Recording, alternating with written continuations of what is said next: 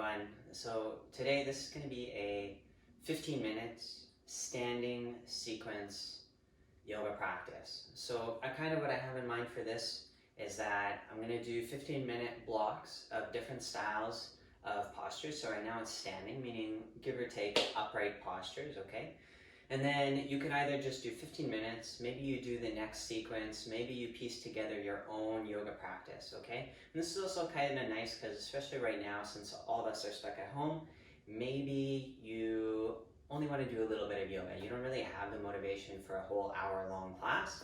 I totally understand that. I totally feel for that because I also have that some days. So maybe this would be a nice solution. Just little blocks of yoga. Maybe you do one block in the morning, one block in the evening. Okay, this is standing sequence, 15 minutes. We're going to get started straight away. Wide-legged stance, okay? From the wide-legged stance, arms reach out, inhale, into a T shape. And not only do they come up, and this is important for almost all these poses we're going to do, it's almost like your chest is reaching out through the armpits, ending with the arms. T-shape, starting to the left, warrior B. Lunging stance. When you do this pose, so right now we're going to the left, to the right side of the body should not at all be going to the left, okay? Try and keep the stance perfectly flattened. The arms reach out, tailbone tucks in, lower ribs come in. Now try and keep the arms level, gazing into the left fingers. Lunge lower if you can.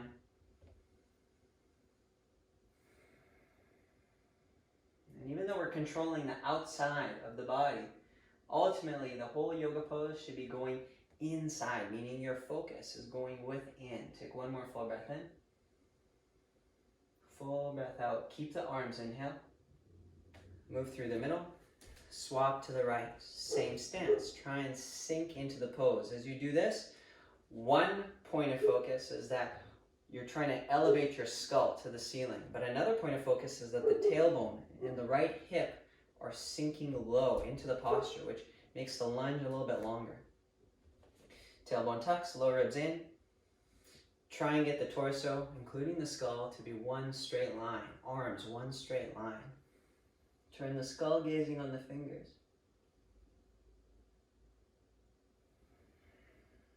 Notice that my hands are not floppy and lazy. They're a part of the posture. They're engaged. One more inhale. Exhale. Breathe in through the middle. This time to the left. Same stance. Start with warrior B. And then from here, side angle pose. You can do it on your elbow. You can set your hand down. You can practice this however you usually like to practice it. As you inhale, right arm reaches. I always point forward. Gazing up to the arm, the hand, and if you need to, you look down, especially if the neck feels weak, or maybe there's like a pinching sensation. You can always close your eyes. If you have your hand on the inside, the arm is on the inside of the leg, the shoulder and the knee should be pressing in together. Take one more inhale. Exhale. Breathe in, T-shape, come up. Swap through the middle to the second side. Like you're going into warrior B, sink, and then sit your hand down. With an inhale, you sweep open the left arm. Same posture. Might not feel easy, but try and get the breath, or try and regulate the breath. So you're taking patient, full quality breaths, meaning avoiding shallow breathing.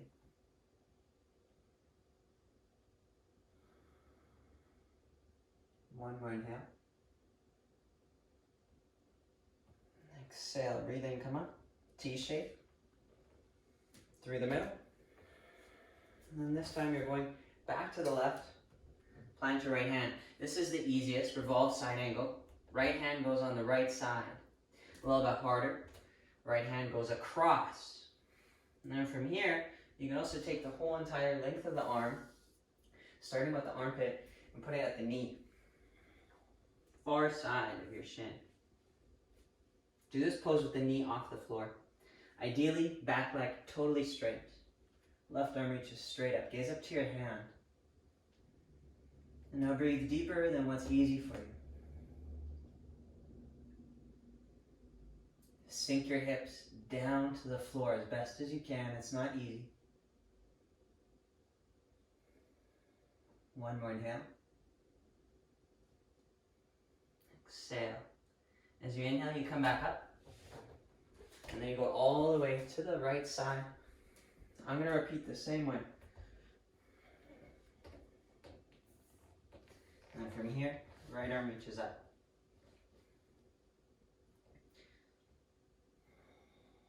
Gazing up to your hand. Left knee totally straight. Hips trying to sink down. Even though it feels like they're not going anywhere, try and make them heavier, like your groin is going to the floor. One more inhale. Exhale, breathe in, come up. Hands are at the waist. Wide-legged forward folds. Feet should be pointing straight forward. Hands are at the waist. Inhale, lengthen. Exhale, fold. Plant your hands. Half lift, inhale. Exhale, folding back down. Try and keep the legs straight. If you're really tight, bend the knees. Ball of the foot and big toe presses strongly down into the floor. Try and shift some of your center of gravity forward. So it's not your bum is reaching back, you're going forward and then down. Do any variation you like with your hands.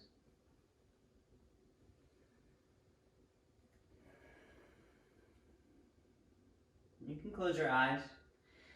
Pay attention to your breathing, to the sensation in the body. And obviously, we're trying to get deeper into the pose, but you do it respectfully, meaning I'm not just struggling and pushing myself to go further and further. If my body wants to stop and pause in a sensation, maybe the stretch feels nice, I'm not in a rush to go deeper. And then when that space opens up, something softens, and then I move a little bit deeper in the pose. One more inhale. Exhale. Press the hands, half lift, inhale. Exhale, and then from here, we're going to the right foot. Catch, breathe in. It's okay if you're holding onto the calf. Breathe out, folding. The feet should be the same as you go to the side. Try and touch your head towards your leg. Right leg.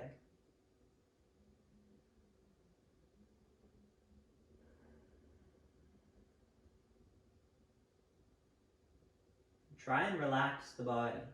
So even though we're working and pulling, trying to get into the pose, try and relax the muscles that are maybe too clenched, too tight, working too much. From here, moving across, second side catch, breathe in. Breathe out, folding.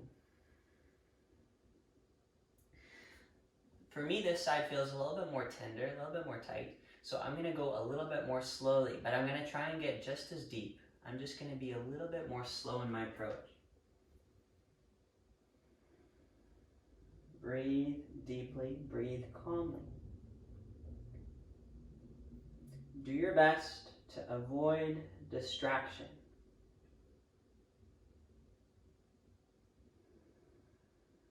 And back to the middle, press the hands, half lift, inhale. Exhale, hands are to the waist, flat back. Inhale, come up. Exhale, breathe in, reach the arms. To the left, triangle pose. Right toes keep pointing straight. Left toes point straight forward. Breathe in, and breathe out. This is how I like to do the pose. Press your foot into the floor, and now try and reach way forward. I'm reaching way forward as I'm trying to get my hip crease deeper into my body. And then as a result, when you finally get down, you can place your hand however you like. I like to catch my big toe. I notice I always feel a little bit deeper of a stretch into the body if I practice getting in the pose that way. We'll do it again on the second side. Right arm reaching straight up, gaze up to your hand.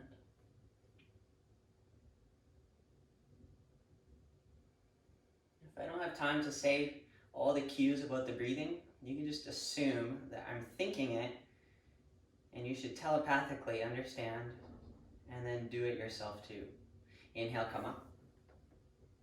Swap sides. Try and get the alignment the same. So the feet should not be moving all over the place.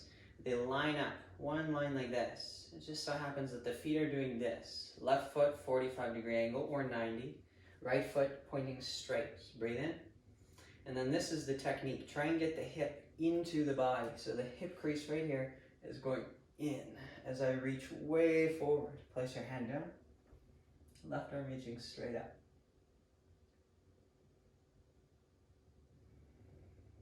Steady, focused gaze. That means your actual eyeballs, but then your mind's eye is observing the pose from within. It's not drifting off anywhere else. You're not thinking about sandwiches.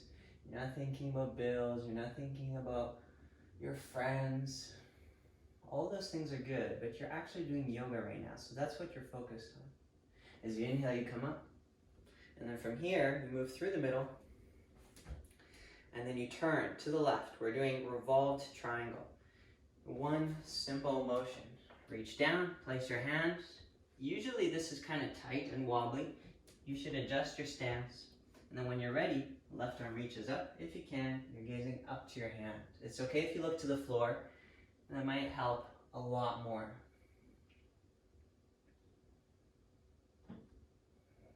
Try and twist the torso, but the legs stay. The hips stay square, the torso is twisted. One more inhale. Exhale, breathe in, come up. And then swap all the way to the right. Right hand reaches up. Revolve triangle to the right side. Second side. Gazing up to your hand if you can. It's really hard to breathe properly in this pose, so focus. Make your breath deeper.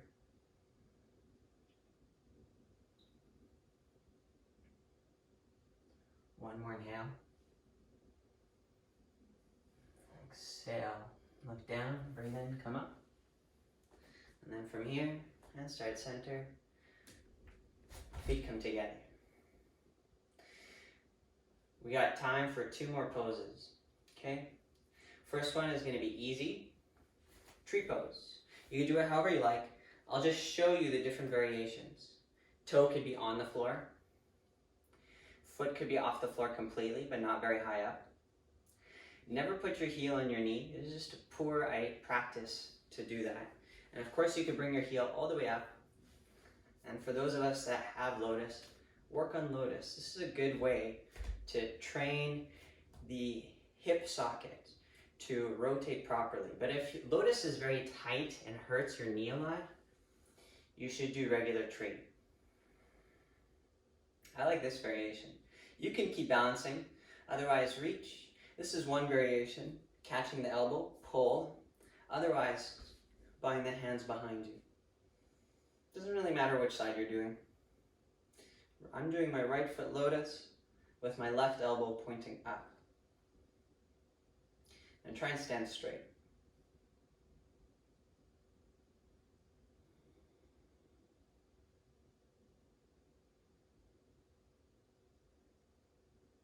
One more inhale. Exhale, smoothly release. Swap sides, same thing. By the way, if you're going to work on lotus, I'll show you a few progressions too.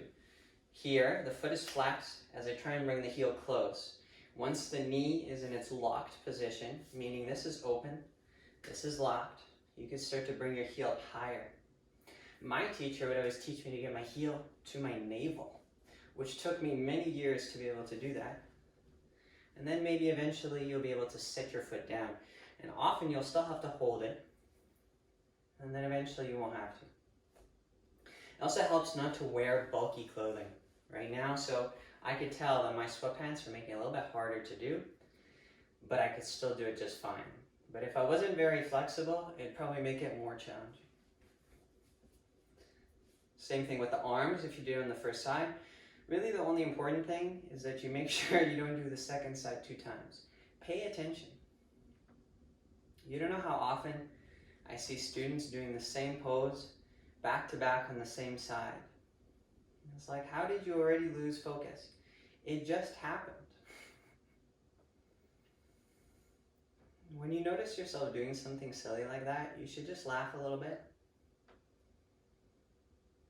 and then move on.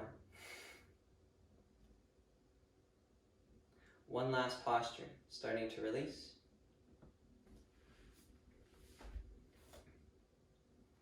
From here, here's a few different progressions. You should just simply pick up the pose that seems appropriate for you so that we could finish up on a strong suit, a strong note. Right leg comes up. Variation 1, you're balancing. Variation 2, you can hold your knee. Ideally though, if you can hold your heel or your big toe, 2 variations there, you can, and then extend. It's okay if your leg doesn't straighten completely. I'm pulling on my heel as I press my foot flat out away from me. This is the variation I'm doing right now. This one name is flag pose. Another name is dance or ballerina pose. If you want a challenge, take your gaze away from the floor. The more you look away from the floor, the harder your balance becomes. And then here, I'm looking all the way up. If possible, stand as straight as possible, as straight as you can, and try and get both legs totally straightened. One more inhale. Exhale, release. Try and get your release to be a little bit more smooth than what I just showed. And then catch, second side. Press your heel as you pull on your heel, okay? And you can do this with the big toe as well. And from here, reach. A little tip for balance. Don't make the pose any harder until you feel totally stable. So right now, I wouldn't say I feel 100% stable, but I do feel quite grounded. So I feel quite confident in making the pose harder. Often our ego wants to do a harder variation, but our body and our mind is not really there yet, meaning maybe you're wobbling around. Don't let your ego be the guide of your yoga practice, okay? Use your wisdom. One more inhale. Exhale. Release. That concludes our 15-minute standing sequence. Thank you for your practice. Namaste.